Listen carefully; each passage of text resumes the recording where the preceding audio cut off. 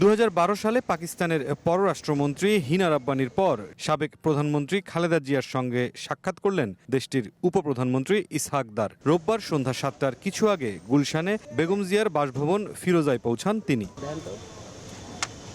এ সময় বাংলাদেশে নিযুক্ত পাকিস্তানের রাষ্ট্রদূত ইমরান হায়দার ও বিএনপি মহাসচিব মির্জা ফখরুল ইসলাম আলমগীর এবং দলের স্থায়ী কমিটির সদস্য ডাক্তার AZM জাহিদ হোসেন অংশ নেন। প্রায় ৪৫ মিনিট বৈঠক শেষে ফিরোজা ছেড়ে যান ইসহাক দার।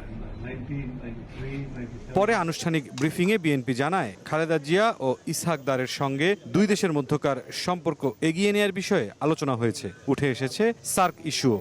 দেশের স্বার্থ সংশ্লিষ্ট বিষয়ে ভবিষ্যতে যাতে দুদেশের মানুষের সাথে আরও আপনার সম্পর্ককে স্বাভাবিকরণ এবং একই আন্তর্জাতিক অঙ্গনে যাতে সবাই মিলিতভাবে কাজ করতে পারে সে কথা উনি বলেন।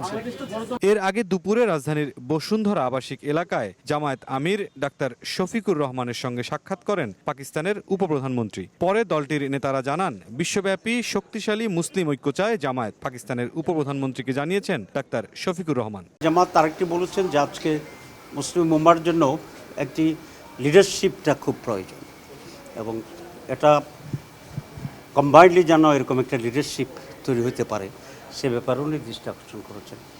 বাংলাদেশ এবং পাকিস্তান দুটি ভাতৃপ্রতিম দেশ, পারস্পরিক স্বার্থ সংশ্লিষ্ট বিষয় আছে, কী বিষয়ে আমরা একসাথে কাজ করতে পারি। সাক্ষাতে বাংলাদেশ পাকিস্তান সম্পর্কের উন্নয়নের বিষয়েও কথা হয়েছে বলে জানান দলটির নায়েবে আমির। মুরসালিন হক জুনায়েদ, সময় সংবাদ, ঢাকা।